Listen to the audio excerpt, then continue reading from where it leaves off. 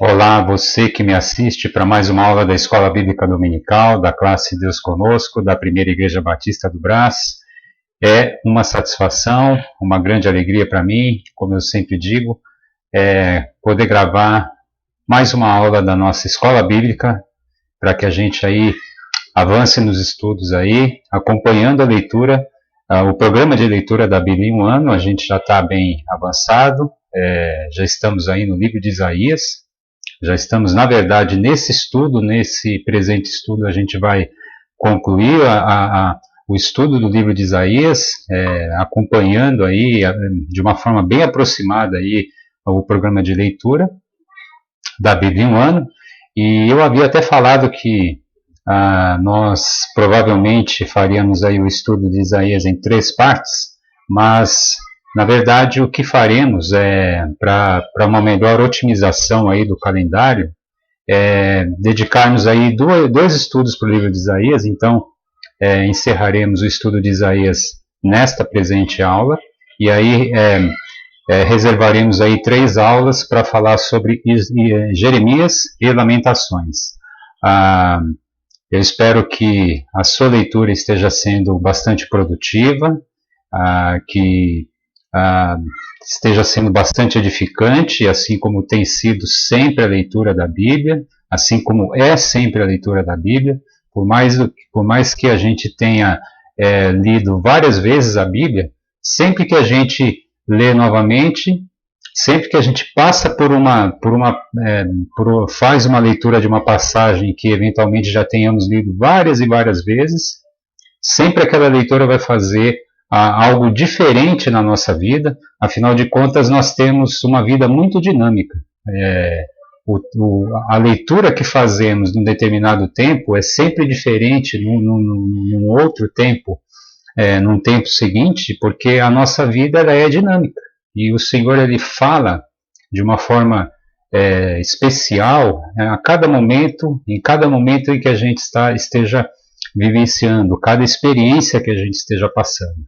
Então eu quero, antes de a gente passar para o conteúdo desta aula, eu quero convidar você para que, eventualmente, se você ainda não fez uma oração, que você dê uma pausa nesse vídeo e que você ore, para que você peça, pedindo a Deus para que Ele oriente esse estudo, para que ele seja bênção para todos nós, para que ele seja muito edificante para todos nós. Convido você então a orar se você ainda não o fez.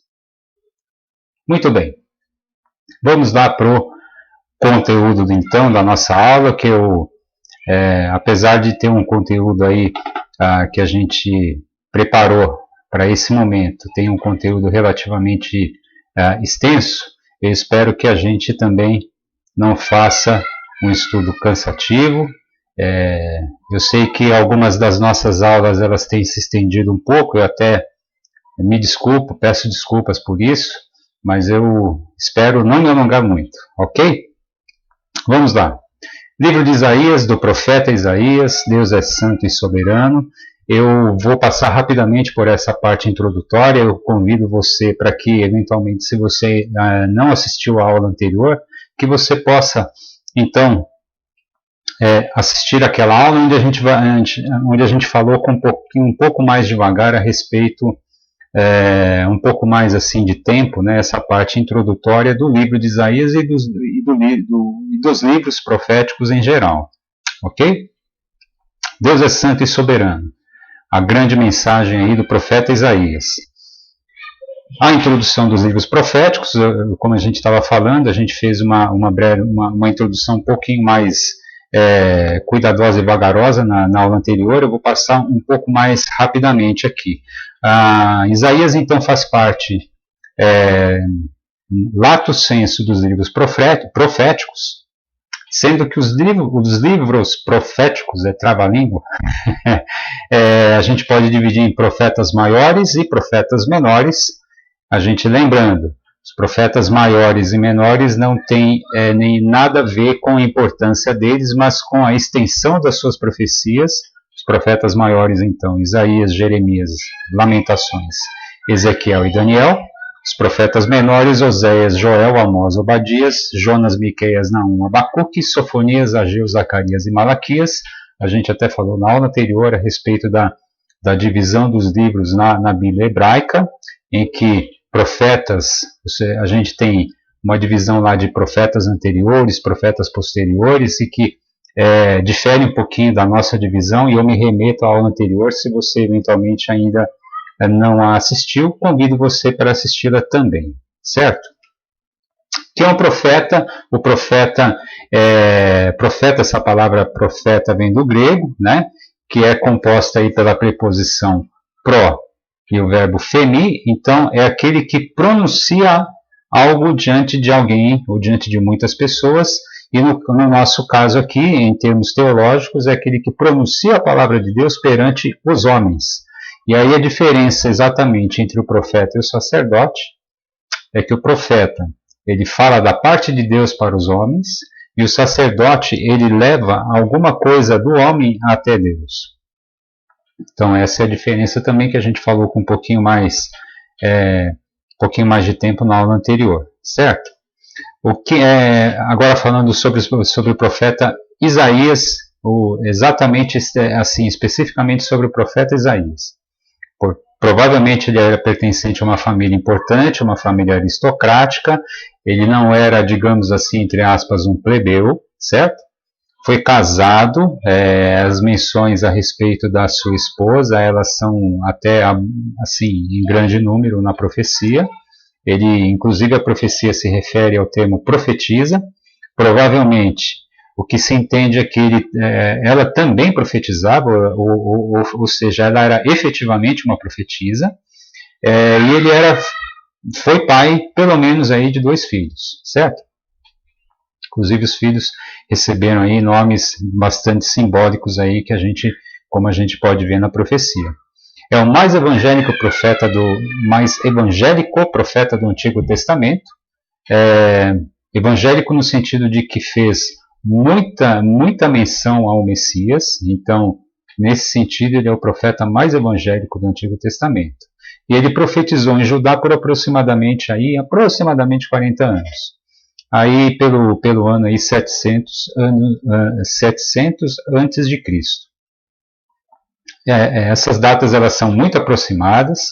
Existe até uma controvérsia a respeito do período em que o profeta Isaías teria exercido o seu ministério, mas de qualquer forma é mais ou menos aí esse período, em torno aí de 40 anos, em torno aí do ano 700 a.C. Fazendo esboço, uma primeira sessão com mensagens de julgamento do capítulo 1 ao 39. Eu vou me reportar à aula anterior, eu vou pedir para que você possa, assistindo à aula anterior, você possa acompanhar com mais vagar. Eu vou apenas aí nas sessões como um todo, para a gente não ganhar um pouquinho de tempo aqui nessa aula, ok? Uma segunda sessão, que eu acabei esquecendo de corrigir, né? Mas aqui na segunda sessão, na verdade não é número 1, e sim número 2. Segunda sessão é uma mensagem de consolo para Israel. Inclusive aqui, dentro dessa sessão, a gente tem o capítulo 52 e 53, que a gente vai falar com um pouco mais devagar nessa aula, em que fala a respeito exatamente do retrato do Messias, né? E isso realmente é uma mensagem de consolo para Israel, uma mensagem daquele Messias, do Messias que haveria de vir e que já veio, que é o Senhor Jesus Cristo.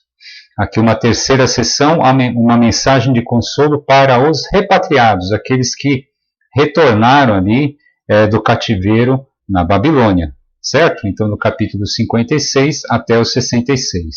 Isso de uma forma bastante geral, de uma forma bastante genérica, aí, fazendo esse esboço, certo? Mais uma vez eu convido você para que eventualmente você não tenha, se você não assistiu a aula anterior, para que você possa assistir, onde a gente fala com um pouco mais de tempo a respeito desse esboço, certo? Agora vamos ali para alguns destaques que eu gostaria de falar do livro de Isaías.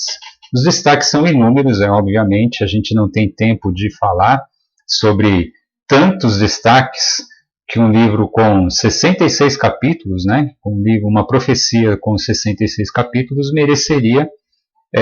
realmente mereceria aí um destaque no mínimo para cada capítulo, muito mais do que isso até, mas otimizando o tempo e também em respeito aí a sua paciência, eu quero fazer alguns destaques principais no livro de Isaías. Vamos lá para o capítulo 7.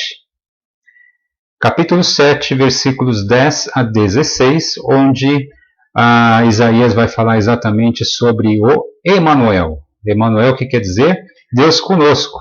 Deus conosco, que é exatamente o nome da nossa classe, Deus conosco, a nossa classe da Escola Bíblica Dominical. Vamos lá então para o capítulo 7, versículos 10 a 16. Vamos lá. E a gente lê assim: E continuou o Senhor a falar com Acaz, dizendo: Pede ao Senhor teu Deus um sinal, quer seja embaixo nas profundezas ou em cima nas alturas. Acaz, porém, disse: Não o pedirei nem tentarei ao Senhor. Então disse o profeta: Ouvi agora, ó casa de Davi. Acaso não vos basta fatigardes os homens, mas ainda fatigais também ao meu Deus? Portanto, o Senhor mesmo vos dará um sinal. Eis que a virgem conceberá e dará à luz um filho, e lhe chamará Emanuel. Ele comerá manteiga e mel quando souber desprezar o mal e escolher o bem. Na verdade, antes que este menino saiba desprezar o mal e escolher o bem, será desamparada a terra ante cujos 2 reis tu tremes de medo. Vamos contextualizar um pouquinho essa passagem. Inclusive ele fala aí de reis que eventualmente a casa estava tremendo de medo, né, com relação a esses reis aí que eventualmente estavam o ameaçando e na verdade ameaçando Judá, o reino do sul. Lembrando que Isaías exerceu o seu ministério no reino do sul, basicamente, o reino do norte, o reino de Israel, com a capital em Samaria, o reino do sul, Judá, com a capital em Jerusalém. Isaías foi então um profeta que ministrou basicamente no reino do sul.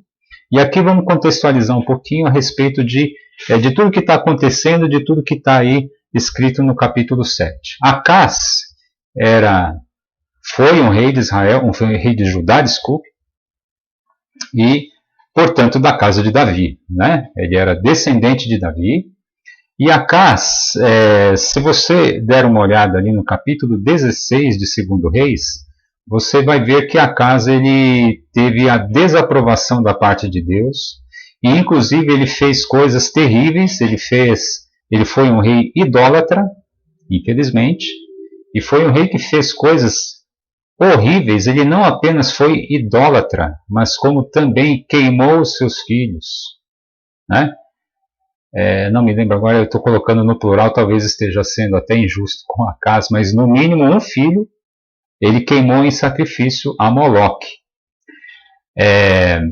Então eu quero, só chamando essa atenção do contexto de quem era esse rei Acaz, e o contexto também que está por trás aí dessa passagem é que em algum momento em que a Síria estava aí um pouco antes até de Israel, o reino do norte, cair sob o domínio da Síria, cair sob o jugo da Síria, a Síria já vinha se mostrando um reino dominante, um império bastante poderoso.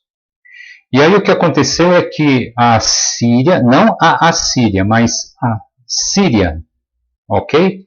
Não é a Síria. Síria e Israel se juntaram, se uniram, se coligaram, e também queriam que Judá participasse dessa coligação para combater o crescimento da Assíria.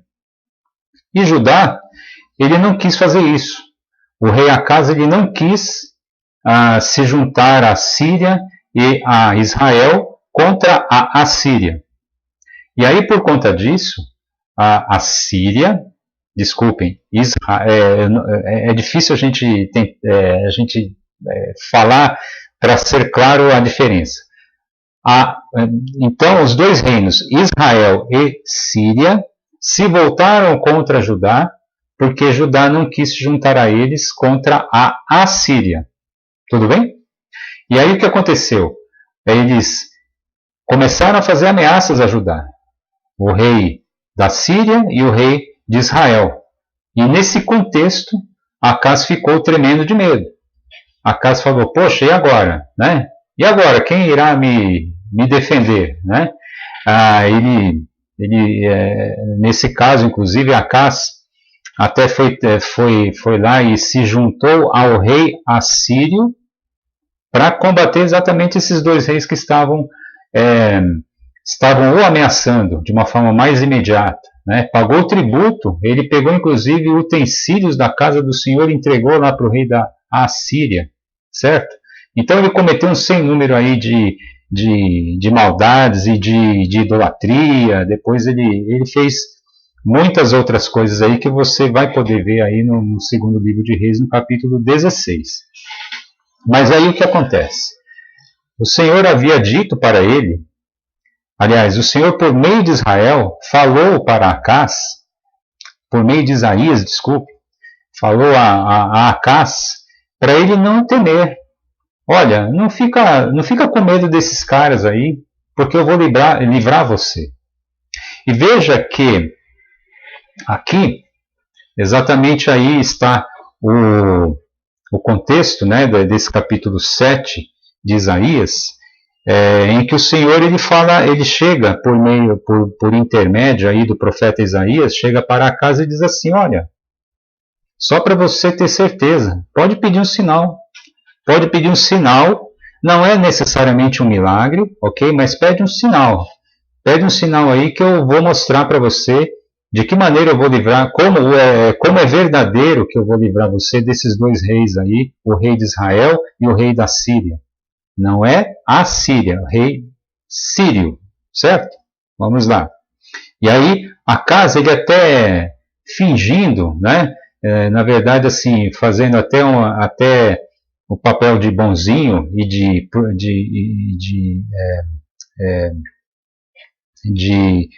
alguém que observava a palavra de Deus, de alguém que seria assim piedoso, né? Ele diz até o seguinte, olha, não, eu não vou pedir nenhum sinal não, né? Não vou tentar o meu Deus, tentar no sentido ali que do que está escrito ali em Deuteronômio, né? Em Deuteronômio ele fala, Deuteronômio 6,16, né? Deuteronômio 6,16 fala a respeito dessa questão de tentar a Deus, e aí ele deu uma desculpinha, falando, não precisa, né? Porque na verdade o que Acaz não queria é ouvir o profeta, né? E aí é por isso que o profeta diz assim em seguida, ouvi, casa de Davi, não basta você ficar, desculpe a palavra, né? Enchendo os homens, você agora está enchendo a Deus também. Para com essa ladainha, para com esse fingimento aí, ok? Porque eu sei qual que é a sua intenção, você na verdade quer fechar os ouvidos, você não quer nem ouvir a minha palavra. É isso que Deus está dizendo por intermédio de Isaías. E aí Isaías vai dar a sua mensagem falando exatamente aí que a gente está chegando, né? A respeito do Emanuel, a promessa de Deus, a promessa de um sinal da parte de Deus ali para Acaz, no sentido de que ele não haveria de ser derrotado, não haveria de ser afligido por esses dois reis, o rei de Israel, do reino do norte, e o rei sírio, certo? E aí vem essa profecia de Emanuel, e aí eu quero falar a respeito dessa questão do versículo 14, do que está escrito aqui, da palavra virgem. Portanto, o Senhor mesmo vos dará um sinal. Eis que a virgem, provavelmente a sua versão também traz essa palavra, eis que a virgem conceberá e dará à luz um filho e lhe chamará Emanuel. Bem, vamos lá. No original hebraico, virgem, essa palavra virgem, ela na verdade, o que o hebraico diz é almã, deve ser assim que se pronuncia, ok? Almã, que significa mulher jovem. Então, Essa palavra virgem no original hebraico é almã, que, por sua vez, na verdade significa mulher jovem. Porque a palavra hebraica para virgem é betulá, e não é essa palavra utilizada no original hebraico. Por conta disso, alguns intérpretes e até mesmo algumas pessoas mais incrédulas, né, elas questionam essa questão de nós falarmos, né, nós ligarmos essa profecia de Isaías 7 ao Senhor Jesus, ao nascimento virginal, né, à concepção da Virgem, da sua mãe virgem, da sua mãe Maria, ainda virgem, certo? Mas, vamos lá um pouquinho mais para frente, e vocês entenderam, eu creio que você tem entendido o contexto. Por quê? Por que existe essa crítica? Porque no original hebraico, onde aparece virgem no versículo 14, aparece essa palavra almã, creio que é assim que se pronuncia, que significa mulher jovem. A palavra hebraica, que seria virgem, seria betulá, e não é isso que traz o versículo 14 do capítulo 7 de Isaías. E é por isso que é objeto de crítica. Agora vamos lá. Por que aparece essa palavra virgem na nossa versão? Porque a Septuaginta, né? Aqui eu coloquei essa denominação aqui até para que você fique habituado. Sempre que você ver, em termos assim, quando você estiver fazendo algum estudo, né, de algum material bíblico, né, e aparecer esses 70 em algarismos romanos, né, ele provavelmente ele estará endereçando a versão grega, a versão em língua grega, a tradução para o grego, né, da Bíblia do Antigo Testamento, ok? Que a gente chama de Septuaginta. A Septuaginta, por outro lado, é uma palavra em latim, né, uma palavra derivada do latim, exatamente para chamar essa versão dos 70. Mais uma vez, a gente falou sobre isso aí em alguma aula anterior, em algumas aulas anteriores, a respeito dessa versão dos 72 rabinos, né, foram pegos aí 6 rabinos de cada uma das 12 tribos, né, de Israel, e aí para fazer essa tradução aí do Antigo Testamento para a língua grega, certo? Isso por volta aí do século III a.C., entre o século III e o século I a.C., certo? A Septuaginta, então, ela foi produzida, né, mais ou menos aí nessa época, entre o século III a.C. e o século I a.C., mais ou menos aí, mais ou menos esse período que foi escrita a Septuaginta, né? E aí a Septuaginta, ela traduziu virgem, ela traduziu almã, que é aquela palavra em hebraico, ok? Traduziu como Pártenos, e Pártenos é exatamente virgem. Então, por conta disso, as nossas traduções, as nossas Bíblias traduzidas para o português, elas trouxeram exatamente a tradução de Pártenos, que é virgem, para o português, que saiu virgem. Então, aí que está. A crítica exatamente é que a Septuaginta, em vez de traduzir almã para mulher jovem, traduziu para virgem. Em vez de usar uma palavra grega para mulher jovem, ele utilizou esse almã, traduziu esse almã aqui como Pártenos, certo? Então, alguns críticos dizem, mas isso aí, tá vendo, é um problema aí de tradução. Então, na verdade, aquilo que vocês dizem, né, que seria aí uma profecia, né, que remete aí ao Cristo, né, que remete ao nascimento virginal de Jesus, né, a concepção virginal de Maria, né, que daria então origem, né, ao Senhor Jesus, ao Deus homem. Isso aí não tem nada a ver, né? Mas Vejam só, vamos pensar um pouquinho, né? Vamos pensar com bastante calma. Não é de todo absurdo, né? A gente dizer que aqui, né? Talvez aí Isaías não quisesse dizer, né? Não quisesse dizer que exatamente seria uma virgem, né? Mas o fato é que muitas vezes no próprio original hebraico, muitas vezes a mulher jovem, a Almã, é sim uma mulher virgem. Por exemplo, eu quero citar uma das passagens em que Almã também, muito embora ele não signifique virgem, ele se referia a uma mulher virgem, como é o caso de Rebeca.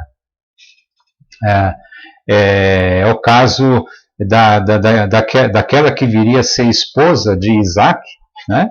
Quando a gente dá uma olhada lá no Gênesis, se eu não me engano é o capítulo 16 de Gênesis, eu posso estar enganado, a minha memória pode estar enganada nesse sentido, mas ali quando fala de Rebeca, e quando aquele servo ali de Abraão vai ter com Rebeca, né, ele fala exatamente, no original hebraico, ele usa tanto Almã como Betulá, é fato, mas de qualquer forma, porque se refere a Rebeca de duas formas ali naquela mesma passagem, mas fala tanto de mulher jovem, falando de Rebeca, mas também fala de Betulá, de virgem, falando de Rebeca. Então, não é de todo absurdo, né, a gente falar que virgem, que Almã, poderia eventualmente, né, ser traduzido como virgem. E também mais importante do que isso, eu quero chamar a atenção que a versão dos 70, a versão dos 70 que é chamada de Septuaginta, né, ela não foi obra somente do homem. Certamente o autor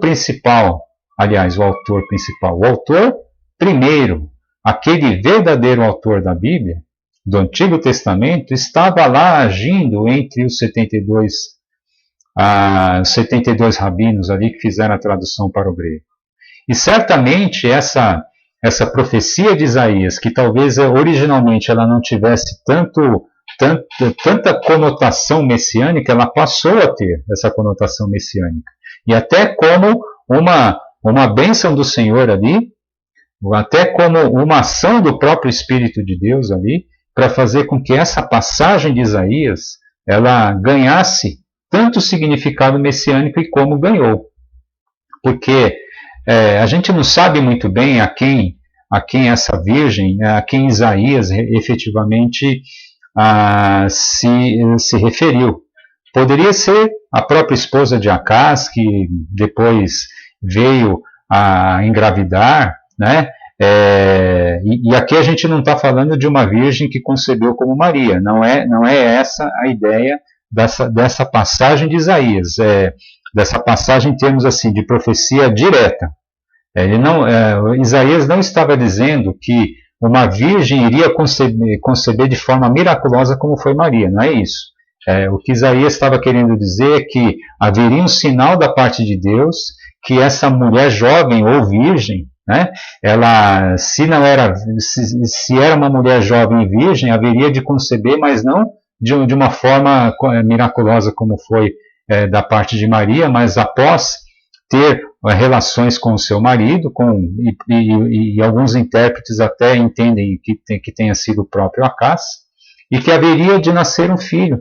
E seria esse um sinal para que Acás entendesse que Deus estava realmente livrando o povo de Judá naquele momento ali contra os reis de Israel e da Síria.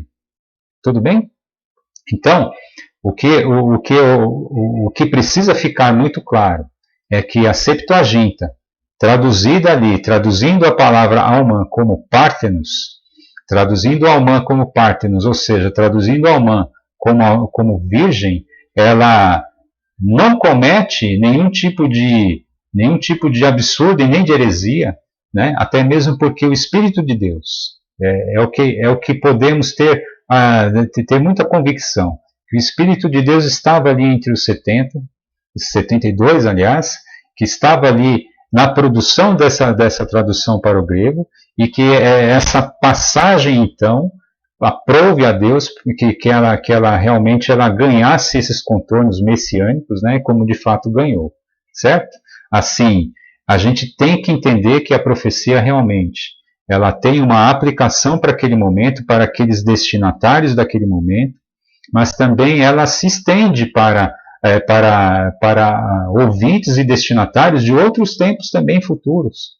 É assim com o Apocalipse, por exemplo.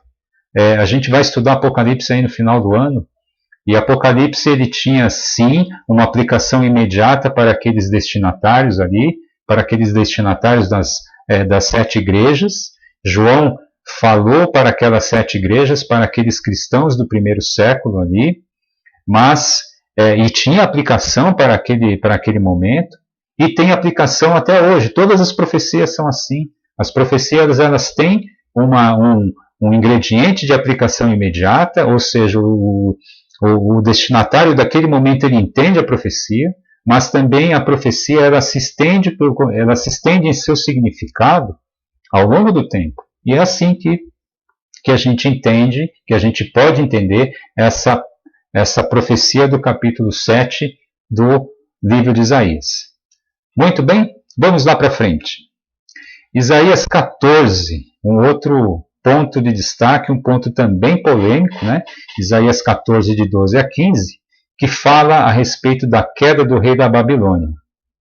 Será que essa queda do rei da Babilônia seria uma alegoria da queda de Satanás? Vamos lá para o capítulo 14. Eu quero ler com você, capítulo 14, versículos 12 a 15. Essa é uma passagem também que traz bastante discussão entre os intérpretes, entre os teólogos.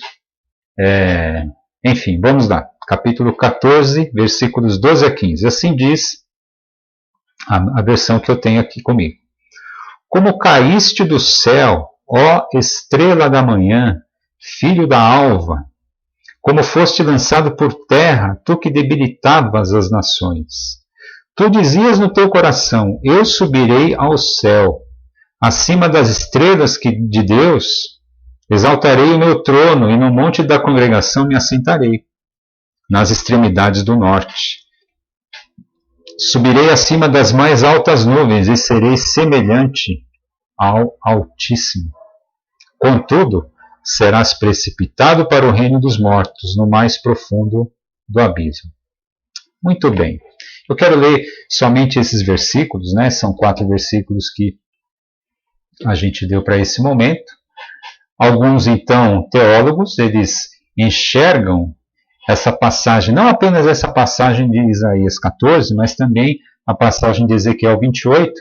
E quando a gente for estudar Ezequiel também, eu creio que a gente vai ter um tempo aqui para poder falar sobre essa passagem também, que pretensamente ou supostamente seria uma alegoria, né? Uma figura da própria queda, não apenas aí do rei da Babilônia, mas também do próprio diabo, de Satanás, o inimigo das nossas almas. Vamos lá. Será que é? Eu não quero de forma alguma dar alguma resposta categórica de forma alguma. Eu quero só introduzir essa questão para que você, eventualmente, se você quiser, se você desejar, você possa aí fazer sua pesquisa e tirar as suas conclusões. Mas vamos falar um pouco sobre essa passagem, certo? Aqui nessa passagem de Isaías 14, o rei da Babilônia é chamado de estrela da manhã, filho da alva, né? O versículo 12 fala exatamente, chama exatamente o rei da Babilônia dessa forma. E essa estrela da manhã, esse filho da alva, ele era um astro, né? Que os cananeus consideravam como um deus, que desejava se colocar acima dos demais deuses. Veja que, de alguma forma aqui, né? Olha lá, os cananeus consideravam como um deus que desejava se colocar acima dos demais deuses, né? Ele tem um pouquinho a ver com o que se entende, e aí que está. o que se entende a respeito da queda de Satanás, né? Entende-se a partir dessas passagens, dessa passagem de Isaías, da passagem de Ezequiel e das passagens, inclusive, dos evangelhos, como Jesus se refere a respeito do diabo, né? Que exatamente tinha essa questão de querer ser maior, de querer ser o cara, né? De a queda de Satanás ter a ver exatamente com essa questão de querer ser mais do que os outros. Certo? Muito parecido com exatamente esse astro, né? Esse astro barra Deus que os cananeus aí, em que os cananeus criam. Era um Deus aí pagão, certo? Esse astro barra Deus, ele habitaria em um monte localizado em um distante ponto do norte. É exatamente isso que fala no versículo 13, né? É por isso que ali nesse versículo 13, ele completa realmente essa menção desse Deus cananeu, desse astro cananeu, né? Porque esse astro cananeu, ele exatamente habitaria em um monte localizado em um distante ponto do norte, e esse monte, a gente não sabe, né? Os cananeus também, eles criam que não exatamente era na Terra, mas era um ponto do universo, né? Um ponto aí, um ponto de bastante destaque, de bastante protagonismo, digamos assim, no mundo espiritual pagão. Certo? Vamos lá. No original hebraico, a palavra para estrela da manhã é Helel. Acho que é assim que pronuncia. Aquele que brilha. Né? E é exatamente isso que vem no versículo 12. Que essa palavra Helel, na Vulgata, a tradução da Bíblia para o latim feita por Jerônimo, certo? E aqui, aproveitando, né, fazendo essa remissão aqui à Vulgata, né? A gente tem então a Septuaginta, que é a tradução do Antigo Testamento para o grego, certo? Isso foi feito aí por volta do século III antes de Cristo, entre o século III e o século I antes de Cristo, certo? E a Vulgata, então, é a tradução já para o latim, né? Da Bíblia, desculpem, da Bíblia. Às vezes eu travo a língua aqui. Da Bíblia, ou seja, do Antigo e do Novo Testamento, porque isso já foi no contexto ali da Igreja Católica Apostólica Romana, certo? E aí por volta aí do século III depois de Cristo. Então a Vulgata é a tradução da Bíblia, do Antigo e do Novo Testamento, né? Ali a gente já tinha o cânon formado, né? Ali a gente já tinha ocorrido, né? Todos aqueles concílios ali para que se fechasse ali o cânon, né? E então o que se fez na Vulgata foi exatamente traduzir a Bíblia para a língua latina, para o latim. E essa tradução ela foi feita por Jerônimo. E aí, essa palavra Helel, né, palavra hebraica Helel, ela foi então traduzida como Luxfero. Luxfero, que significa portador da luz. Veja, Luxfero, o que lembra você? Luxfero, Lúcifer. Luxfero. Não sei se é assim que se pronuncia também, eu não sei latim, tá? Não sei hebraico, não sei latim, mas Luxfero é daí que veio a palavra, daí que veio o nome Lúcifer. Então, aquela palavra Helel, estrela da manhã do hebraico, na Vulgata ele virou Luxfero, que depois passou a dentro de uma teoria, de um entendimento dos intérpretes, né, passou a se chamar Lúcifer. Então, passou-se então a ligar estrela da manhã, essa estrela da manhã do capítulo 14, do versículo 12 de Isaías, passou-se a acreditar, passou-se até a entender, né? Passou-se a entender que o próprio versículo 12, ele queria, do capítulo 14, ele estava exatamente, em última análise, se referindo a esse ser portador da luz, que depois entendeu-se então que ele fazia menção a Satanás antes da queda, né? Esse Luxfero portador da luz, então, ele passou a ser entendido como Lúcifer, e é por isso que a gente chama, comumente se acredita, né, e se ensina até, que Lúcifer é o próprio Satanás antes da queda, o anjo da luz, aquele que brilha, o portador da luz, aquele que era assim, e aí conjugado ali com Ezequiel 28, né, aquele que era o querubim da guarda, ungido, né, era o maior de todos os anjos ali, que era, entre os anjos ali, ele era o mais assim formoso, o mais, aquele que tinha maior poder e assim por diante, certo? E aí então que se ligou então a Luxfero a Lúcifer. Desculpa, Luxfero a Satanás, ou seja, Luxfero Lúcifer seria então Satanás antes da queda. Tudo bem? Então, é claro que isso tudo foi um entendimento foi um entendimento assim, formado ao longo de muitos anos, de muitos intérpretes, muita gente estudando a Bíblia, certo? Mas isso não é pacífico. A gente não tem um entendimento firmado, assentado e pacífico, né, aceito por todos, né, de que essa passagem de Isaías efetivamente fale a respeito da queda de Satanás. Mas entende-se que, em uma boa medida, pode ser sim uma alegoria, e é aquela coisa que a gente diz, né, daquele destinatário direto que seria o rei da Babilônia, mas como pano de fundo, fazendo até uma comparação do rei da Babilônia com, seria um antecedente do rei da Babilônia, que seria o próprio Satanás, antecedente no sentido assim, né, de alguém que tenha talvez inspirado esse rei da Babilônia, né, que é o próprio Satanás. Eu particularmente acho que existem argumentos para os dois lados, tanto para aquele que acha que isso não tem nada a ver com Satanás, que isso aqui foi uma construção doutrinária, e que assim entendeu-se que esse portador da luz ele poderia ser Lúcifer, e esse Lúcifer poderia ser o próprio Satanás antes da queda.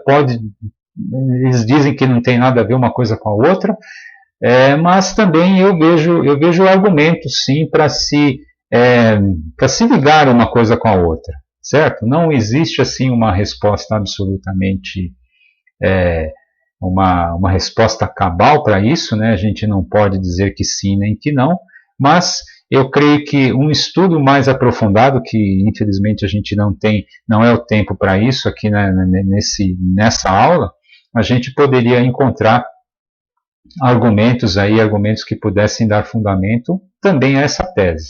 Eu acho que algumas coisas que Jesus nos falou a respeito de Satanás, elas podem até se remeter sim a Isaías 14 e a Ezequiel 28, mas o que a gente não pode dizer é que com certeza Isaías 14 fala a respeito da queda de Lúcifer, ou seja, da queda daquele que viria a se tornar Satanás, supostamente viria a se tornar Satanás. Então, para deixar claro, não existe uma certeza absoluta de que Lúcifer seja Satanás, de que Lúcifer seja aquele anjo de luz, e que nem a história de Satanás seja essa. O que se tem, o entendimento que se construiu a respeito do nosso inimigo espiritual de Satanás é que ele originalmente teria sido um portador da luz, né, o Luxfero, o Lúcifer, e que por alguma razão, por querer se tornar maior, querer se tornar como Deus, que é aqui que se diz aqui no versículo 14, né, subirei acima das mais altas nuvens e serei semelhante ao Altíssimo, né, ele querer ser igual a Deus, né, e não se tem absoluta certeza de que realmente essa seja a história de Satanás.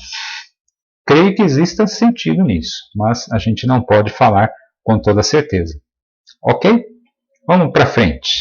O último destaque fala, quer dizer, que eu quero colocar aqui sobre Isaías 52:13 até Isaías 53:12, que é um relato de uma testemunha ocular da crucificação de Jesus, escrito 700 anos antes.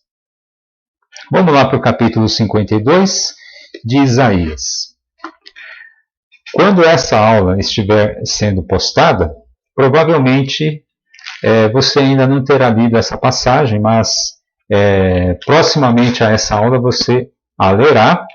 E isso porque, isso para não dizer que você provavelmente já leu essa passagem, esses capítulos 52 e 53 muitas vezes. Talvez seja junto ali com Isaías 7, Isaías 52 e Isaías 53 seja talvez uma das passagens, né, as passagens mais conhecidas ali da profecia de Isaías, certo? Capítulo 52, versículo 13, e aí a gente vai ler até o final do capítulo 53. Diz assim: Eis que meu servo procederá com prudência, será exaltado e elevado e será muito sublime. Como pasmaram muitos à vista dele, pois o seu aspecto estava muito desfigurado, mais do que o de outro qualquer, e a sua aparência mais do que a dos outros filhos dos homens. Assim causará admiração às nações, e os reis fecharão a sua boca por causa dele. Porque aquilo que não lhes foi anunciado verão, e aquilo que não ouvirão entenderão. Quem creu em nossa pregação? E a quem foi revelado o braço do Senhor? Porque foi subindo como renovo perante ele, como a raiz de uma terra seca. Não tinha aparência nem formosura. Olhámo-lo, mas nenhuma beleza havia que nos agradasse. Era desprezado e o mais rejeitado entre os homens. Homem de dores e que sabe o que é padecer. E como um de quem os homens escondem o rosto, era desprezado e dele não fizemos caso. Certamente ele tomou sobre si as nossas enfermidades e as nossas dores. As nossas dores levou sobre si. E nós o reputávamos por aflito, ferido de Deus e oprimido. Mas ele foi traspassado pelas nossas transgressões e moído pelas nossas iniquidades. O castigo que nos traz a paz estava sobre ele, e pelas suas pisaduras fomos sarados. Todos nós andávamos desgarrados como ovelhas, cada um se desviava pelo caminho, mas o Senhor fez cair sobre ele a iniquidade de nós todos. Ele foi oprimido e humilhado, mas não abriu a boca. Como o cordeiro foi levado ao matadouro, e como ovelha muda perante os seus tosqueadores, ele não abriu a boca. Vou fazer uma pausa aqui na leitura. Até aqui parece como realmente a gente propôs aqui, né? O relato de alguém que viu a crucificação, viu todo o processo ali, desde de ser preso ali no Getsêmani até realmente de ser pendurado na cruz, né?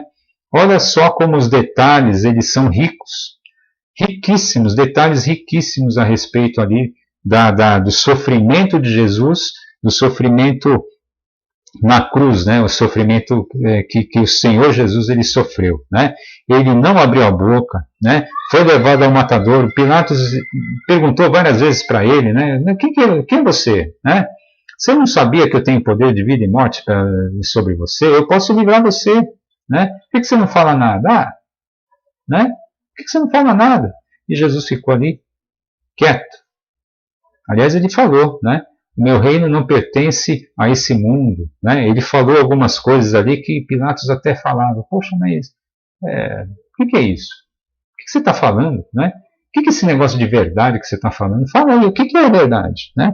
Enfim, todas essas coisas que estão aqui relatadas no capítulo 53 de Isaías. Versículo 8. Por juízo opressor foi arrebatado, e de sua linhagem quem dela cogitou? Porquanto foi cortado da terra dos viventes, por causa da transgressão do meu povo foi ele ferido. Designaram-lhe a sepultura com os perversos, mas com o rico esteve na sua morte. Olha só que riqueza de detalhe, né? Ele esteve ali na morte com o rico porque José de Arimateia, um homem muito rico, ele cedeu ali a sua sepultura, uma sepultura que seria ali a dele, né? E que nunca tinha sido, não havia sido ninguém sepultado ainda, porque na sepultura ali naquele tempo, né? Várias pessoas eram colocadas ali no mesmo sepulcro e ali estaria apenas o Senhor Jesus, né? Posto que nunca fez injustiça, nem dolo algum se achou em sua boca. Todavia o Senhor agradou moê-lo, fazendo-o enfermar. Quando der ele a sua alma como oferta pelo pecado, verá a sua posteridade e prolongará os seus dias, e a vontade do Senhor prosperará nas suas mãos. Ele verá o fruto do penoso trabalho de sua alma e ficará satisfeito. O meu servo, o justo, com o seu conhecimento, justificará muitos, porque as iniquidades deles levará sobre si. Por isso eu lhe darei muitos como a sua parte, e com os poderosos repartirá ele o despojo, porquanto derramou a sua alma na morte. Foi contado com os transgressores, contudo levou sobre si o pecado de muitos e pelos transgressores intercedeu. Pelos transgressores intercedeu. O que Jesus falou ali quando estava na cruz? Perdoa, Senhor, eles não sabem o que fazem. Olha só, Jesus intercedendo, né? Enfim, é um retrato perfeito aqui. Sabe quando a gente tem os julgamentos no tribunal, né? Parece alguém que chegou lá, vamos fazer um julgamento aqui, um julgamento dos caras que crucificaram Jesus. E aí chegaria alguma testemunha aqui. Essa testemunha, muito embora ele não pudesse, talvez ele nem tivesse ali presente, ele chegaria ali com Isaías, né? Nessa passagem de Isaías aqui, ele fala assim, olha, e aí o cara estaria fazendo até um perjúrio, né? Assim, ele não estava lá, mas ele poderia ler. Mas enfim, assim, só para dizer, olha, eu vou ler aqui o que um cara que estava lá 700 anos antes ele viu, tá? Isaías foi escrito 700 anos antes de Cristo. 700 anos antes da ocorrência da crucificação de Jesus, foi escrito isso que a gente acabou de ler, e que é o retrato perfeito do sofrimento de Jesus na cruz. Bem, muitas coisas a gente pode falar sobre essa passagem, além de tudo que a gente está falando, né? Mas muitas coisas aqui me chamam a atenção nessas passagens, né? Nesses versículos, né? O próprio versículo 14 do capítulo 52, né? Como pasmaram muito à vista dele, né? Pois o seu aspecto estava muito desfigurado, mais do que o de qualquer outro, e a sua aparência mais do que a dos outros filhos dos homens. E aqui a gente pode pensar a respeito do sofrimento, o sofrimento carnal de Jesus, né? E a gente, mais do que o sofrimento carnal, eu quero chamar muita atenção para o sofrimento espiritual de Jesus, mas o sofrimento carnal foi tanto, e isso, os especialistas, aqui, os arqueólogos, né? Aqueles que estudam, né? Aqueles que estudam a própria história, né? Eles podem realmente dar uma boa impressão de como ficava alguém que era crucificado. E não apenas Jesus foi crucificado, ele foi flagelado antes, ele tomou chibatadas, que deixava a pessoa em um estado que realmente seria irreconhecível. Alguém que sofresse a tal ponto, sofria esse tipo de martírio, ela ficava realmente desfigurada. Como diz aqui o versículo 14, o seu aspecto estava muito desfigurado. As pessoas nem conseguiriam reconhecer de tanto sofrimento que era impingido a uma pessoa submetida a uma crucificação. Versículo 1 do capítulo 53, né? A nossa incredulidade, a incredulidade do homem, quem creu em nossa pregação e a quem foi revelado o braço do Senhor, como o homem é incrédulo, como o homem tem dificuldade de crer, como o homem tem... como é difícil para o homem crer, né? E é por isso até que o próprio Senhor Jesus, né, lá em Mateus, ele fala sobre essa questão, né, de, olha, Senhor, eu te dou graças, né, porque as tuas verdades, elas foram reveladas aos pequenos, assim, àqueles que são mais humildes, digamos assim, porque aquele que é o cara que se acha o cara, aquele que é o cara que estuda demais e que sabe, pensa que sabe, ele é um cara incrédulo, geralmente. É um cara, mas como é que vocês podem acreditar ainda nesse negócio de uma virgem que foi concebida, né? Como é que vocês podem crer nesse negócio aí de que foi Deus quem criou as coisas, né? De que foi Deus quem criou o universo, de que esse negócio aí de Jesus ressuscitar, como é que vocês podem crer numa coisa dessa? Hoje a gente está aí, né? A gente já tem o Darwin falando aí sobre a seleção natural, a origem das espécies, a teoria da evolução, a gente já fez estudo do universo, aí a gente já está chegando aí a ter uma compreensão geral do universo que nos serve aqui de casa, né? E aí você fica crendo nessas coisas de ressurreição, né? Incredulidade do homem. Quem creu na nossa pregação, né? Como a incredulidade ela realmente está assim ligada realmente a essa questão dos versículos 2 e 3, como a gente, desse versículo primeiro, né? Quem creu na nossa pregação, né? Quem creu na pregação, quem creu na palavra de Isaías aqui nesse momento, e como o homem tem dificuldade de crer. É isso. Essa incredulidade ela vai permear para sempre a existência humana, infelizmente, e é isso que está aqui no versículo 1. Que nos versículos 4 e 5 ali do capítulo 53, aquilo que me chama muita atenção, né? Certamente ele tomou sobre si as nossas enfermidades e as nossas dores.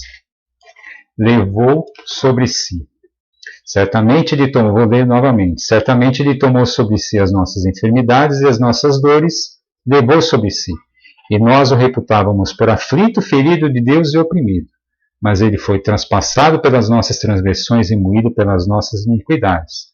O castigo que nos traz a paz estava sobre ele, e pelas suas pisaduras fomos sarados. A gente, em uma aula anterior, que eu não me lembro, acho que foi Salmos, quando a gente falou a respeito daqueles salmos messiânicos, a gente já comentou sobre essa questão do castigo que nos traz a paz, e eu quero novamente repisar esse ponto, se eventualmente você não assistiu àquela aula, mas me chama muita atenção essa questão do castigo que nos traz a paz. Desde quando o homem caiu, o homem sofreu o efeito da queda, que é a morte espiritual e a morte física, que não se verificou naquele momento ali da queda, mas que ela veio a ser uma consequência, né, uma consequência meio que inevitável do homem, a morte também física, a morte física e a morte espiritual, e essa que era a grande questão, essa que é o pior, a pior das mortes. A morte física, sim, é uma morte que nos traz um problema enorme, que nos traz um sofrimento muito grande, porque afinal de contas, nós temos a vida dentro de nós e nós temos a expectativa de vivermos para sempre. Quando você pensa na vida, você pode parar para pensar nisso, né?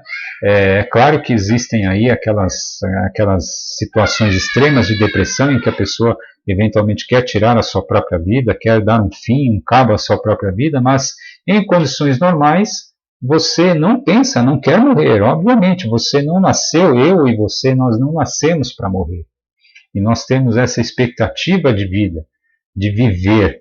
E nós não pensamos na morte quando nós vivemos. A gente não pensa, olha, quando eu vou viver aqui e tal, e eu vou pensar em morrer. Você não fica pensando na morte, você fica pensando sempre na vida, né? Você fica pensando sempre naquilo que você vai fazer. sempre na expectativa de que você irá viver. E nesse sentido, a morte física é um grande problema. Mas o grande problema e o problema que se instalou de uma forma assim, de uma forma terrível, foi exatamente o problema da nossa morte espiritual. E que, a partir do momento em que nós caímos, em que o homem caiu ali, por meio ali do nosso ancestral primeiro, que foi Adão, quando nós caímos, nós fomos jurados de morte. Morte espiritual, da separação de Deus. Essa foi a separação, a nossa morte foi a separação do nosso espírito com o Espírito de Deus. Aquilo que nós tínhamos como comunhão perfeita, o homem tinha comunhão perfeita com Deus, essa amizade profunda para com o Senhor, ela foi quebrada. E ali foi feito o nosso juramento de morte, o nosso juramento de morte espiritual, ou seja, a gente foi condenado a viver separado de Deus. Foi condenado a viver para sempre longe da presença de Deus, porque Deus não convive com o pecado. E aí que está o grande problema. A gente foi então, a gente foi condenado para o inferno.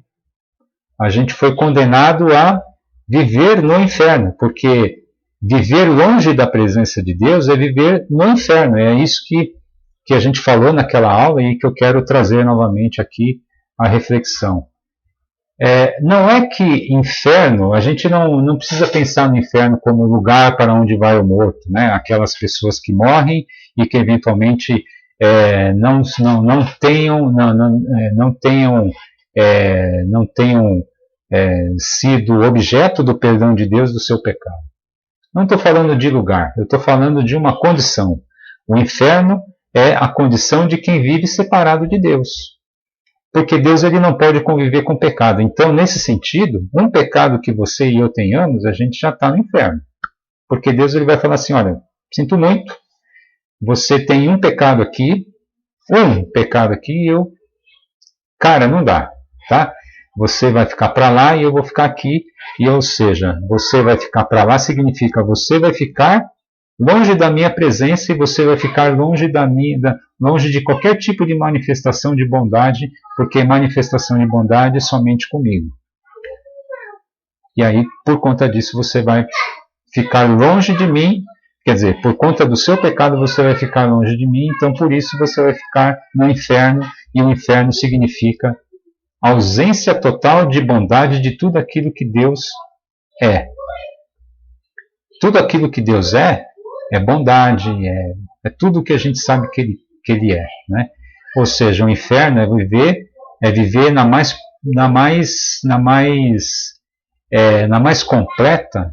completa ausência de bondade, ou seja, maldade pura. Isso é que é o inferno. Isso que era aquilo que a gente merecia e que a gente merece, na verdade. A gente merece viver longe da presença de Deus, ou seja, ausente de tudo que é bom. Ausente de tudo que é bom é na mais perfeita maldade. Isso é que eu gostaria que você soubesse, quer dizer, que você raciocinasse em termos de inferno. Inferno é viver em total condição má. É não ter nenhum tipo de manifestação boa ao seu alcance. Você está somente submetido à maldade pura e completa. E aí, quando o profeta Isaías fala que o castigo que nos traz a paz estava sobre ele, e que quando você vai lá em Mateus, por exemplo, e você vê que Jesus, ele fala assim, Eli, Eli, lama sabachthani, não sei se é assim que pronuncia, mas Deus meu, por que me abandonaste? É porque Deus abandonou o Senhor Jesus, porque ele estava jogando toda a ira contra o pecado sobre Jesus, ou seja, ele e Jesus eles não poderiam estar mais com a comunhão perfeita que eles sempre tiveram, ou seja, Deus ele abandonou o Senhor Jesus à própria sorte, entre aspas, digamos assim, naquele momento.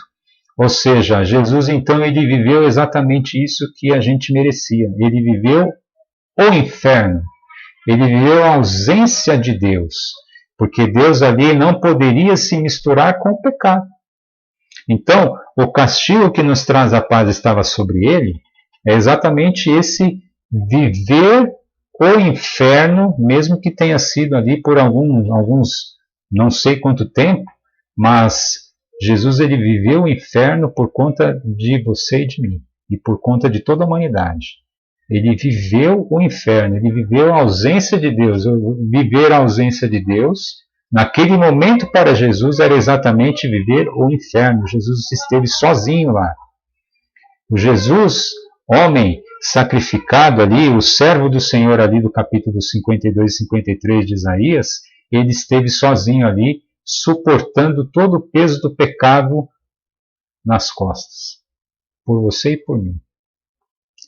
O sofrimento físico de Jesus ali, no capítulo 52, versículo 14, como a gente viu, totalmente desfigurado, era um sofrimento terrível, sim.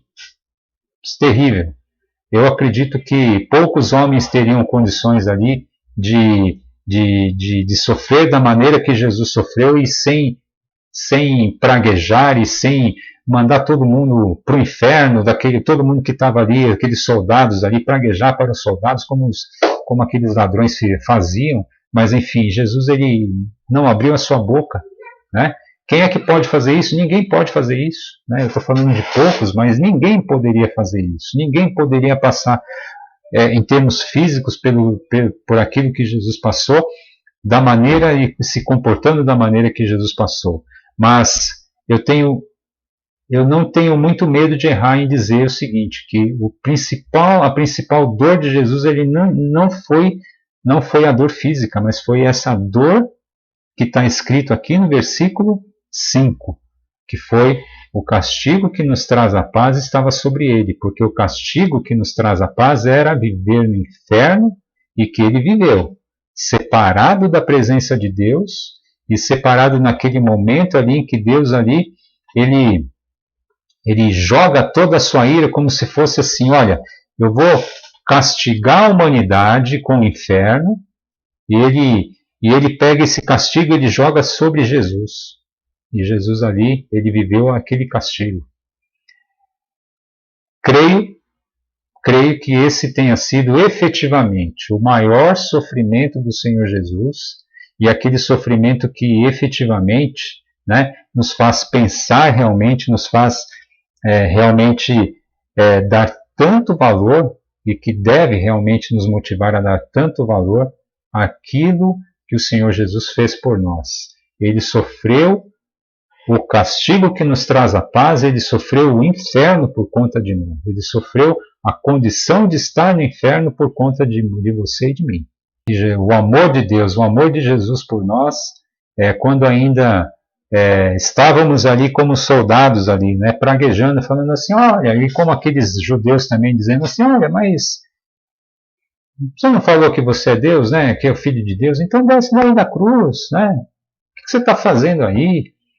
Isso sem falar no próprio Satanás ali, que certamente ele não parou de tentar o Senhor Jesus em um minuto da vida de Jesus, o Satanás ali dizendo, olha, mas cara, você não está vendo esses caras aí, você vai morrer por causa dessas pestes aí, você vai morrer por causa desses salafrários, desses patifes, desses canalhas aí, esses caras da Lava Jato aqui no Brasil.